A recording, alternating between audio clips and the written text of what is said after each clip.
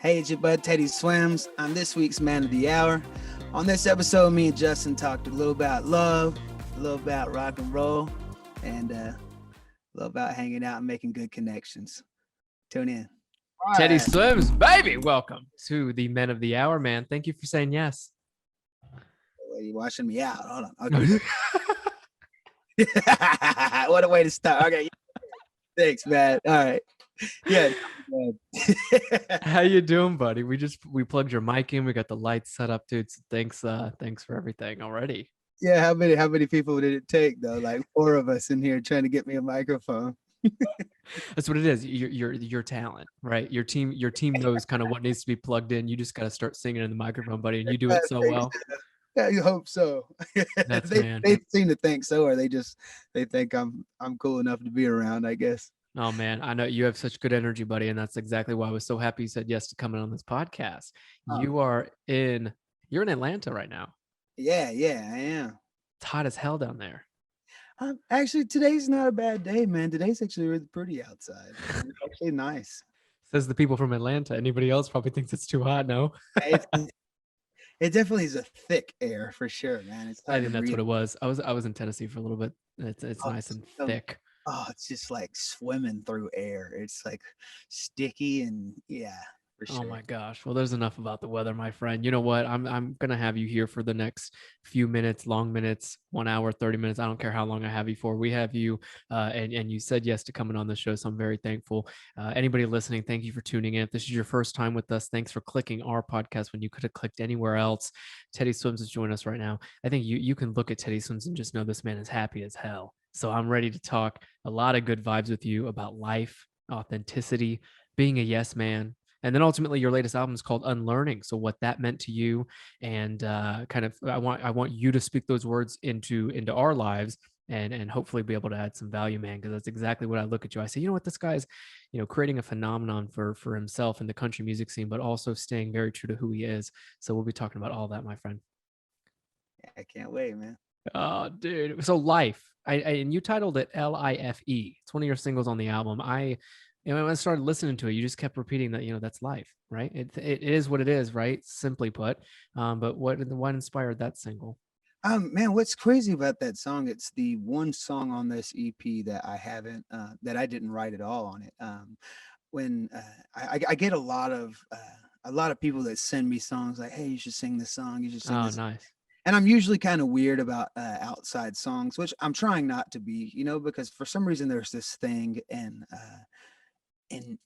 being an artist that there's this like bad stigma between artists. It's like, oh, if you sing something that's like you didn't write, like you're not real or you're not like authentic or something like that. You know what I'm saying? Yeah, well, that's probably a lot. But actors don't write everything that they say. That it's the only place in the world is music, and you'll be surprised how many people have like songs that are written, sent to them, for them, whatever it may be. And I was sent this song about a year ago, and usually, like I said, I'm kind of weird about it. I'm like, write my songs. I always want to be, and a lot of times it's hard to hear a song that's sent to you from somebody for you to sing and hear how you can bring yourself to a song, authentically as well, because it's not your words. But when I heard the song Life, I mean, I was just that I connected with it on such a deep level. I mean, I'm a sucker for acrostic poems too. And so like all the verses spell out life as well. Like love isn't for everyone. It starts out with love isn't for everyone. It's life left inside feeling empty, still spells out life. And everything's this beautiful acrostic poem that in the chorus, I think it's one of the most well-written songs ever. And I just couldn't, I needed it. I was like, I have to sing this, man. Pooh Bear and John Ryan and these guys After Hours wrote this song, and Pooh Bear is, he's one of the biggest, best writers in the world, man. He writes like most of Justin Bieber's stuff, a lot in the scene, man. Him and John Ryan both. And when I heard it, I was like, what do I got to do to get in touch with Pooh Bear? I mean, what I got to do to get this song? Like, I need this song to be mine. And so we finally got it. And here it is. It's on the EP. I've always tried to play music on this podcast, and I'm scared of copyright infringement. I don't want to be able to publish your episode, and then people be like, "Wait, you can't do that. Wait, bring it down."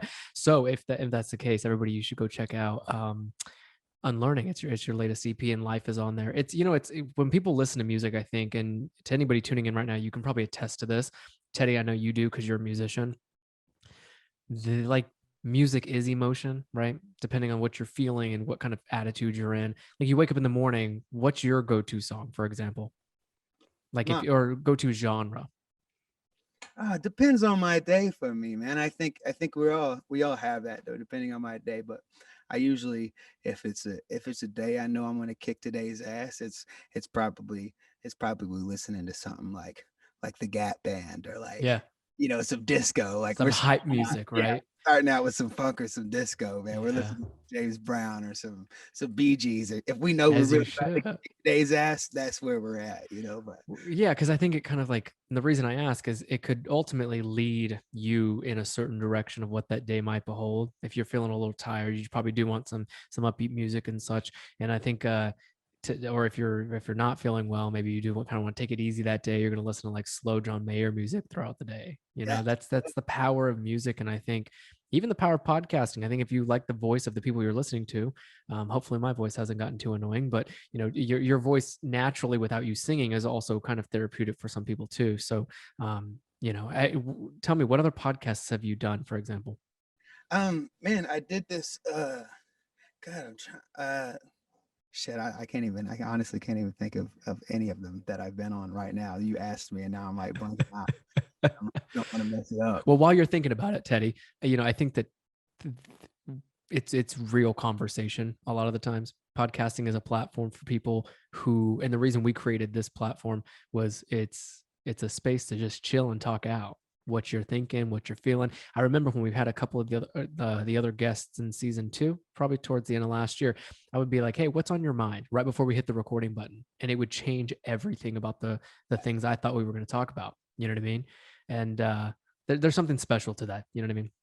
I think there's also something special to there's a real there's a real talent in being able to hold a conversation, and Mm, continue a conversation and not ever let it, like, what you do is such a talent and such a beautiful art form that people don't really, realize is such a, even like a calling, a divine purpose, to be able to hold a conversation and to relate and to mm. keep something up. Because hell, man, it takes a lot of years of like practice and to like be able to continue to have a conversation. Because if somebody's not a conversationalist and you're not either, it's can be very, It'll very be weird after a minute, and you're behind yeah. the mic and and also it takes a strong man to like, or female or whatever, it takes a strong person to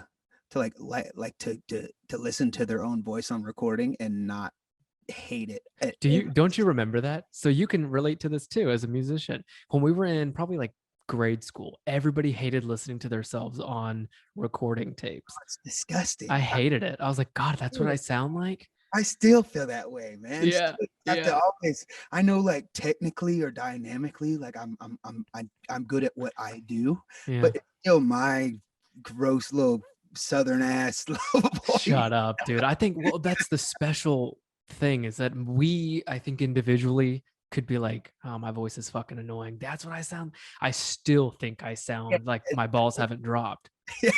you know? And that's And then here we are for a living, using our voices in front of yeah, people. my God. Imagine. Well, I remember hearing from musicians back in the we saw it with Adele, and she's still excellent with what she does. But anybody who has like if I lost my voice, are you fucking kidding me? Oh, Similar to you. It's literally I don't think I. what it's why we live. Yeah, you could take everything else away from me. You could take my eyes, my, like, everything. You could Yeah, I harm feel the same. me. This is like, and not even just in the singing sense, but just my Mm, ability to communicate. It's like that's what I do. That's my purpose. It's I like, know. Oh, you know, I love that. I didn't even know that about you. I couldn't imagine if I couldn't just say, tell, Morning. yeah, good morning. Yeah, it would kill me. I think there's not many people who have that outlook too. Do you think there's like a loss of communication to some extent with people? I had this conversation with some buddies earlier, and it's like, I often wonder if the digital age that we live in, right? You're not someone who stays on Instagram as much as I do, right? It's part of kind of the job to some extent, but there is a heavy lift on doing in person communication. before the pandemic, right? Let's say 2020 didn't happen. Look back to 2019, 2018, how hard it was for a lot of people to have interpersonal communication skills, just in general, like hello, confidently looking someone in the face and, being curious as to like, how they're doing, what they do with their life and all that, and having a conversation.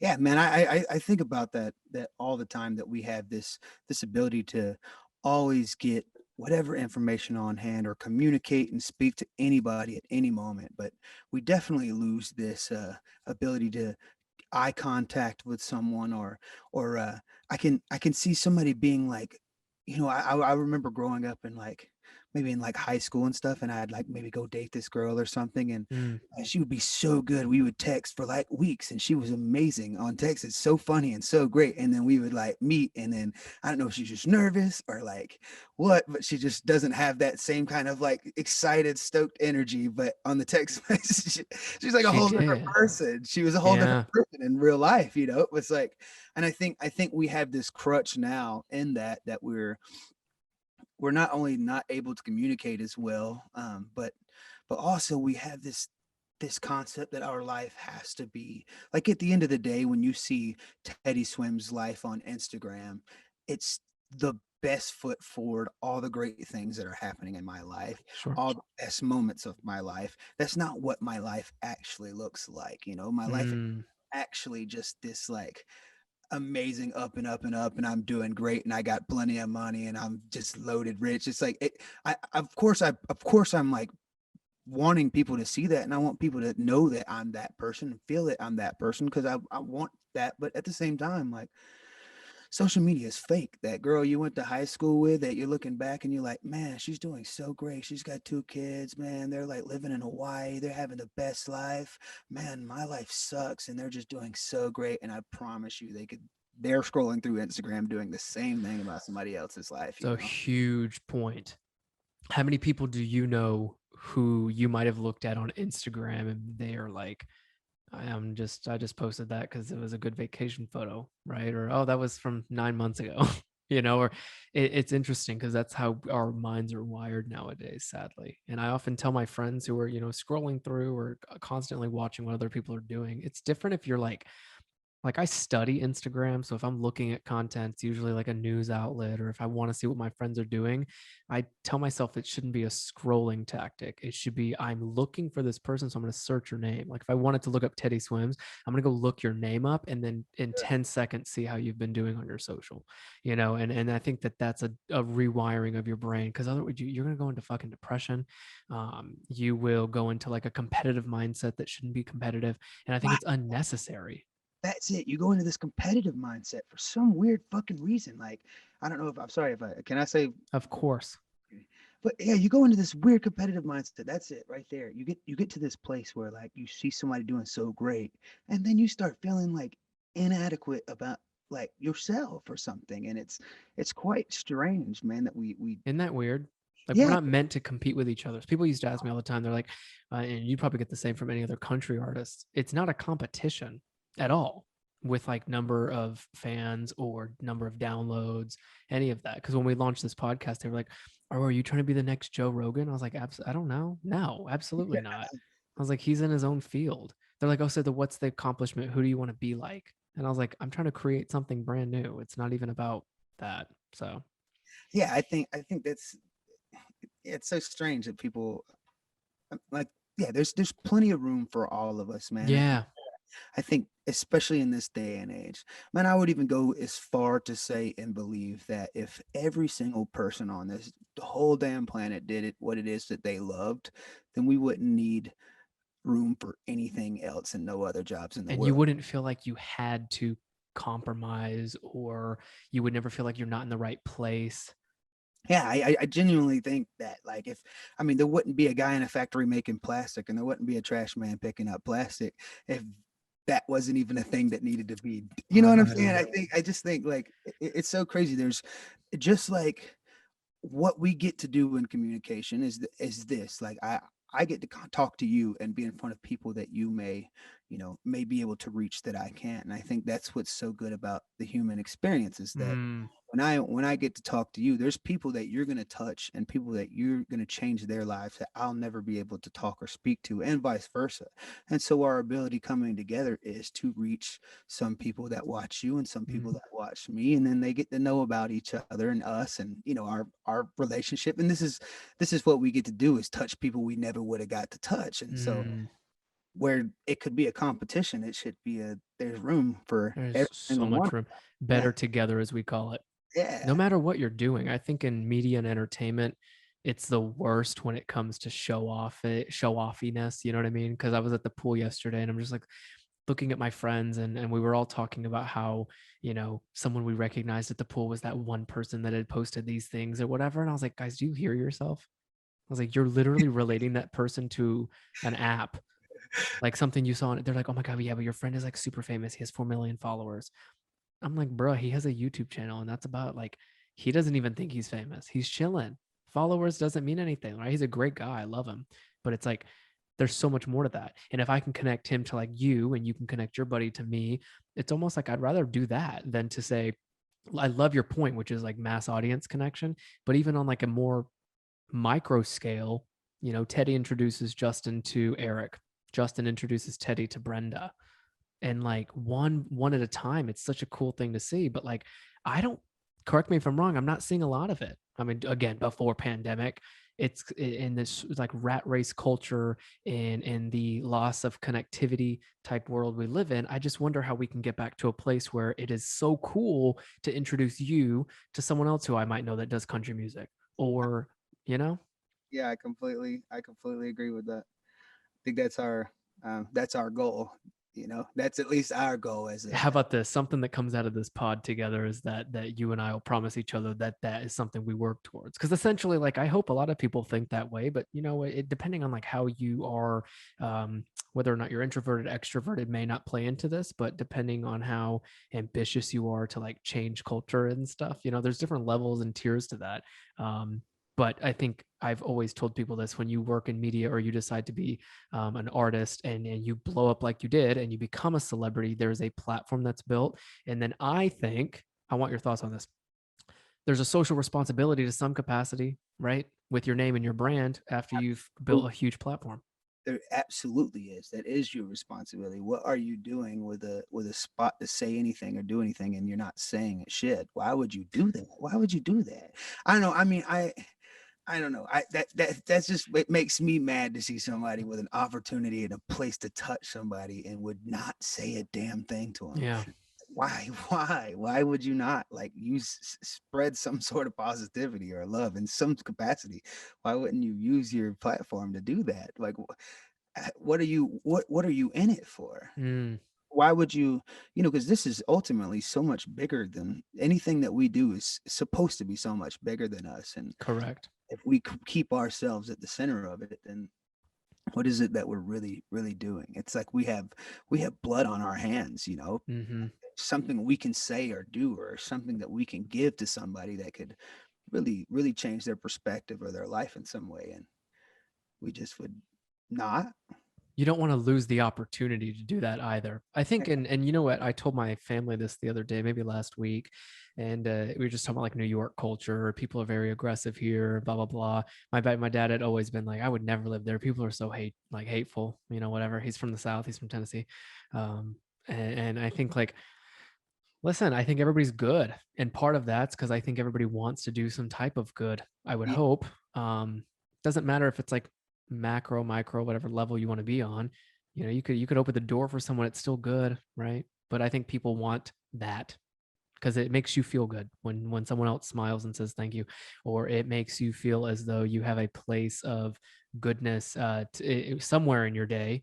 What I can't stand, Teddy, is when people go, oh, I did my good deed of the day. And I'm like, great. How many do you have the month? Right? How many do you have for the week? You running out of fucking golden coins? I'm confused. And that's where I'm like, guys, we have to get to a better place of that. And I think a lot of it's just being a little bit more less selfish, right? More selfless. look, there's there's I watched this video forever ago, and it's always something that's stuck with me. Dr. Rabbi Abraham Tversky, he talks about this thing called fish love. You can find it on YouTube. I'll send it to you. And he says, He says, I walk up to this man on the dock, and he's out fishing. And he says, young man, why are you fishing? He says, well, I love fish. He said, well, if you love fish, why do you take it outside of the water and cook it and boil it and eat it? You don't love the fish. You love what the fish does for you. You love what the fish gets to your body. You love what the the nutrients that the fish provides you. And so much of what love is today is that fish love. And instead, what we should do as humans, what love is we give a piece of ourselves to somebody, Mm, belongs to you, and it's yours now, and it stays with you, and I have to trust you with what you do with that, right? It's something that I love, what I've placed of myself inside of you. I love you, and I don't get to expect this. Every time I love you, I feel good. Every time, it's that's not how it how works. it works, Yeah. right? That's so true because I mean, but that's like acting out of selfish behavior, I think. But don't you think that's like how we're wired to some capacity? Unless your parents are raising you, like my mom was raised in a temple of some kind, like unless they're raising you to always be like you are in service of other people, or depending on your culture, that has a lot to do with it too. But naturally, I would assume, Teddy, people are being risen in these lives, in these beautiful lives, to just grow up, make, have a family, get a job, graduate, whatever, whatever. I said all of that out of order. What is it? Go to school, get a job, make a family, but we can still kind of check in with ourselves in our teens, 20s, 30s, 40s. And the biggest question I wanted to ask you today, too, one of the biggest ones is, when there's a purpose, like a grounded purpose in what you do, that's where I think you start to fall in love with it again. You would be music, right? Where did you find the purpose in music that might have allowed you to fall in love with the whole act again? Well, I mean, I guess like you said, it's easy for somebody like me to say why I love and why I do what I do. It's because of the way I was raised, and even though I'm not I wouldn't consider myself like a devout Christian at all anymore. I don't go to, I wouldn't consider myself a Christian, but I do, because of the my granddad was a Pentecostal pastor when I was coming up, and so I was raised in this mentality that you have a duty and you have this Mm, calling to be something special, and that's going to change people's lives, and you can't run from the calling of God, and all this. And so I guess from a young age that like stuck with me so hard. No matter what I believe now, there's just always this sense of urgency in me, and this like this love that I have to give and show mm, people and get the best out of everybody, whether it's for this or that. I remember when I was a little bit younger, man. I had this pastor come up to me and say, you know what, Teddy, you have blood on your hands. You have blood on your hands. It was the scariest thing in the world. You don't say that, but to somebody, I don't think. But he says, you have blood on what your do you hands. mean I got blood on my hands? Yeah, and he was like, "Look, man, the calling of God is without repentance." So he's like, when you were chosen to be this person that we're going to change millions of people's lives, he's like, you're going to do that regardless of what you do in your life. If that's your purpose and your calling, you're going to do that regardless of what happens in your life. So you need to decide right now what you're 100%. going to be for. Now, like, I don't know if I could say that I absolutely believe that there's a divine purpose. I don't know. I'm not sure. I couldn't tell you. But what I've been told as such a little kid growing up my whole life, it was that is always stuck with me. And that's something that's like, I guess I just have this urgency and this like love for people that I have to, these principles, I guess, have stuck with me regardless of my spiritual beliefs I now. Yeah, and I think that that's again like the cultural upbringing you might have had, and a lot of people's, what are your friendship conversations like with regards to all that? Are your friends constant? Like I only keep myself with people that are um not like, they're just thoughtful people. Like I can have this conversation with you, but I can also have it with, someone I was at dinner with last night. You know what I mean? Yeah, I definitely the older I've gotten and the more that I've had things to lose, I find myself with the people that have stuck by me and then loved me and let me love the way I needed to love. It was, 100%. but it didn't come at years of like For years, I was letting people walk all over me or do anything because I love people so much, man. I let Man, my whole life I was letting them people stomp all over me, but just because of this, like, this person that somebody shows you they are at the beginning of when you meet them, and then for the next 8 months they could be somebody completely different. But for that first month, it's the only person you see, and you're like, no, this is the person you really are. It's this 1 month person I saw at the beginning. When in reality, probably not. But I just was always hanging. Such a good point. I know this is who you're supposed to be. Yeah. And so, I mean, it doesn't come, like without saying I had a lot of people that I wanted so badly to be here. Even now in my career, I wanted so many people to so badly to be here. And, now I'm glad with the ones that are still here with me. But It's a nice feeling. And everybody's always like, well, my friends, like some of them are no longer here. Like I had to like drop my friends, blah, blah, blah. I don't think it's necessarily that you drop them or let them leave your life. I think a lot of it's just the synergy was gone. I'm not a fan of losing friends. I think you're not either. It's like, I'm just like you. I love people for what they're doing. Just don't know if you'll be as much in my life if we don't have the same alignment. Still want to be friends, right? Or stay connected, however that looks, Instagram, cell phone, FaceTimes. But I think time is becoming so precious right now because of the workload and because of, I mean, shit, I need 8 hours of sleep. So like, and you're the same way. We cannot go forth with life thinking that we're going to spend every single day with the same amount of time and energy towards, friendship and life and love and work and music and travel. And, they have to think about compartmentalizing all that. And a lot of that's going to mean, and correct me if I'm wrong, that you're going to have to like give up a lot of time to people. yeah, but I think as long as you can, if as long as you can move with, you know, like with this mentality, if you ask Yep. me now, who is the most important person in the world, it's you. And because me and you right now, we got this moment right here. It's I me and you. know. You're the best person in the whole world. You're the only person. There's no place I'd rather be. And so if we can make sure when we have connections that we have them like this, and then because you get to see people that you don't see in years and months. When you see them again, we right where we left off. Like, You're hey, right. nothing changed. We haven't missed a beat. And so as long as we can have those kind of connections in the crazy life we live in, then I know that, like, as long as I know that you're the most important person in the world right now in front of me, and we're doing this, and the next time I see you, we're right back in these little offices doing, Mm, I mean, even if we're right, we're right back to this feeling. If I see you in person and a year from now or 2 weeks from now, it's like, it's the same love we have right this second. I think that's, it's our duty to make sure we, like, keep that. you're right. And that's any relationship. I went Yeah, to a comedy show last night. If you've ever heard of Maz Jobrani, he was I, our he was on our show in the first season as well. Phenomenal comedian came on this podcast, and we'd stayed connected on Instagram, and I'm friends with his management team. But he came into New York yesterday. I hadn't like never met the guy in person, right? This is the power of social and of regular media, like what we're doing right now.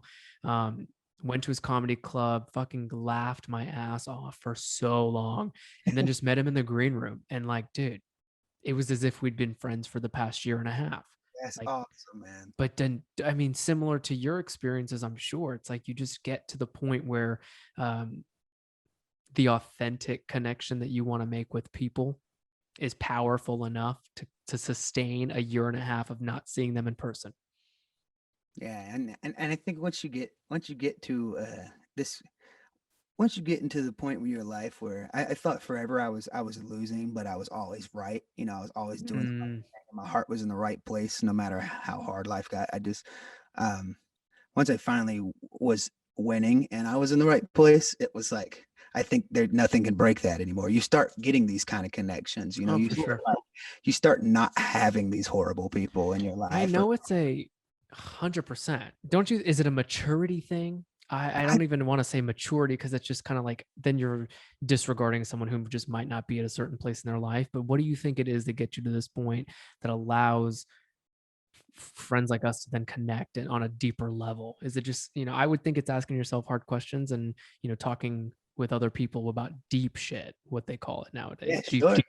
That, and I think there's just power in a good name too, you know? There's just so much power in a good name. Like, I know that you're an amazing guy because everybody is thinks you are the best guy ever, you know, and that's all there is to it. Like, you get the chance to connect with somebody, you make sure they feel love, and it's like, man, when I chatted with him, it was he's the most lovely person ever, you know, and it was Vice I'm versa, bro. disappointed, you know what I mean? So I like at the same time, you just continue to attract these Mm, things in your life that you're putting out, you know, and I think there's a lot to say about that too. I love that. The one thing I want to talk to you about before we have to go off of here, unlearning. What does that mean to you? And why did you name your EP that? For me, unlearning is not so much just about where I thought I would be in my life right now. Um, you know, we all have this like preconceived notion of like what we would have been doing. Here At I am. this point, Yeah, here I am coming up on like this was 10 years since I graduated high school, you know, and I thought like 10 years from high school. I remember sitting there and yeah. telling myself my 10-year plan, like I was gonna be, I don't know, what was I gonna be? I don't know, but I had this whole thing of like what I was gonna be, and I was gonna be this man, and I was gonna be grown, and I still like I was even sitting the other day and I was thinking like, am I a man? And I was like, yeah, I'm a grown man.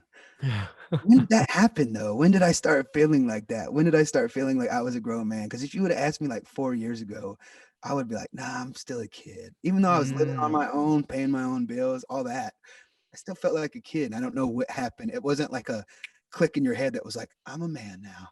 And so I think I had to unlearn a whole lot of expectations I had for my life. mm, About how we look at our heroes, like a Stevie Wonder for me, right? And of course. you know, Stevie Wonder is the most amazing person in the world. And here I think like I could never do anything as amazing as him.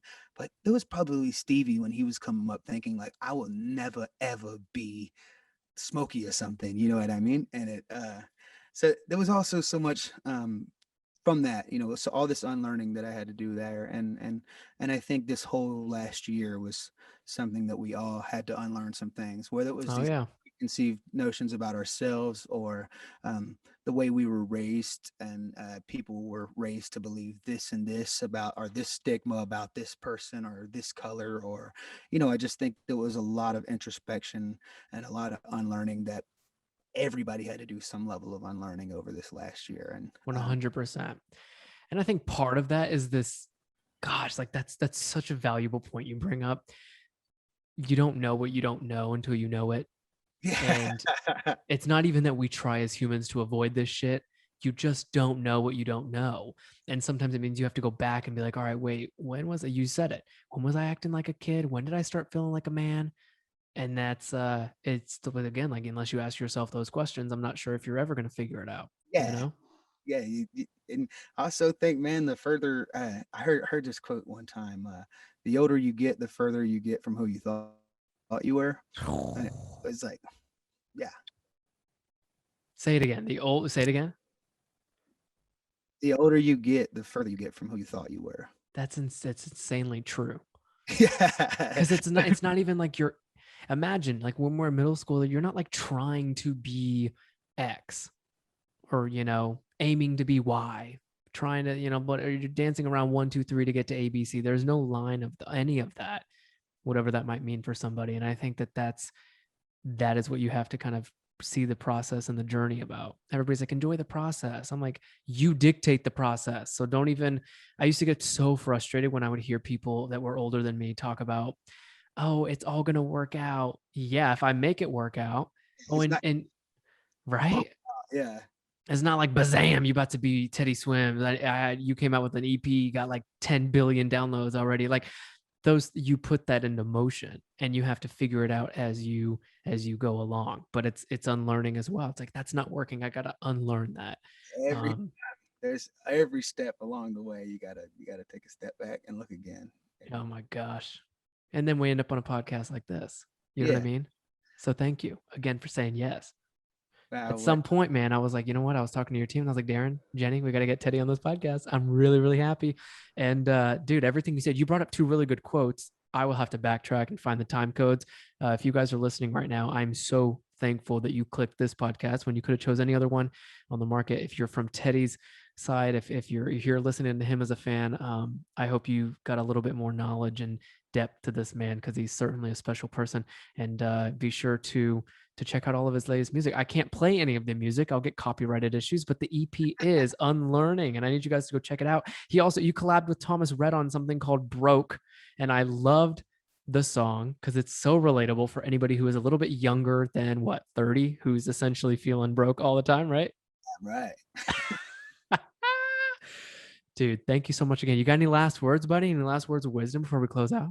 Hey man, I love you, and thanks for having me. And I can't wait to hang again, hang some I more. can't wait, dude. 2.0, we're coming to you live. We'll do it in person for sure. I'll even come to Hot Atlanta to do it.